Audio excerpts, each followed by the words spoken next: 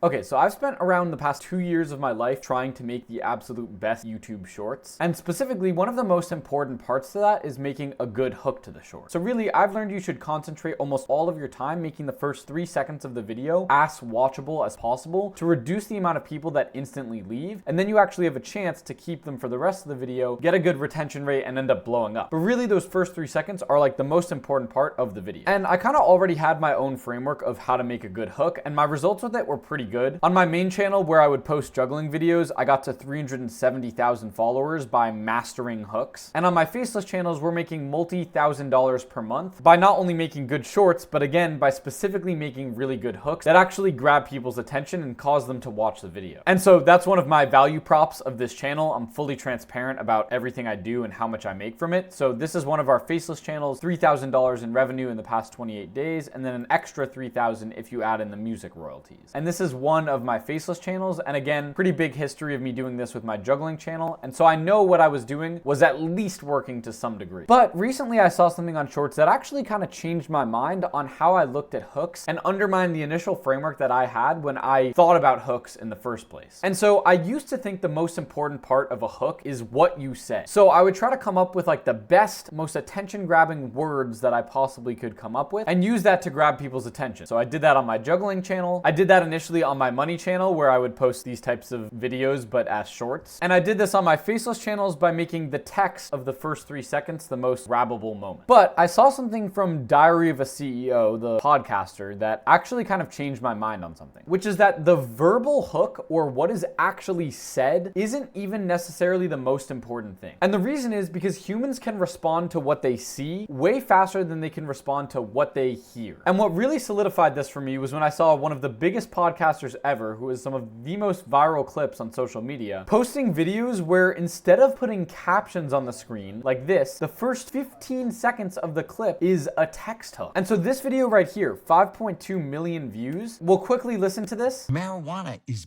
bad for the brain.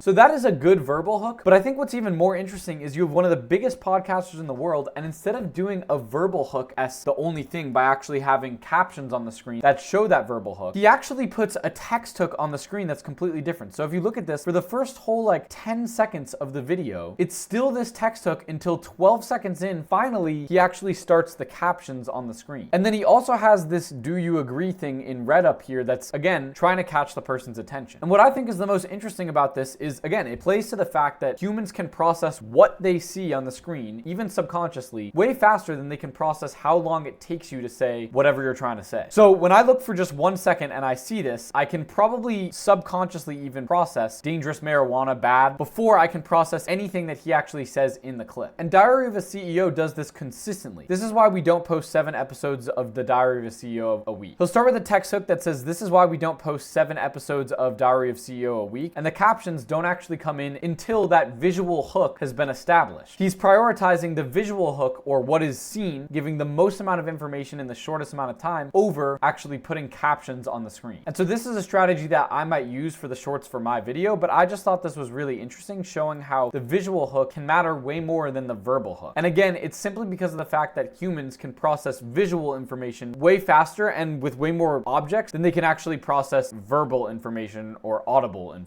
Anyways, you might have seen even more of this on Instagram of people talking about visual hooks, and obviously having the little text right here, like the shocking side effect of Ozempic, that's not the only way to make a good visual hook. Like, you can point at an object that'll imply what the video is going to be about. And there's so many things, but after seeing this, it just caused me to think a little bit more about making the first 1 second visually. It just made me think about, how can I make the first 1 second visually of everything I post as quickly to understand as possible the context of what's going on and what's about to be in this video. And I think even putting something like this right here is one of the best ways to do that, which is crazy because he prefers to put this over captions. And I know Diary of a CEO tests a lot of this stuff, so he probably came to a true realization that that was genuinely the best thing to do when he A/B tested it. So anyways, that was just something I've been thinking about recently. I hope that video helped you and causes you to think about the visual hooks in your video. And anyways, thank you all so much for watching. I'll catch you on the next one, and peace.